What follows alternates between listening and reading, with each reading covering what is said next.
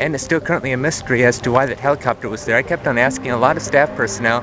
Not even the campus police officer knew what was going on. So I thought we were going on lockdown for a second. I heard some guy yelling out in the hall, which was just a coincidence.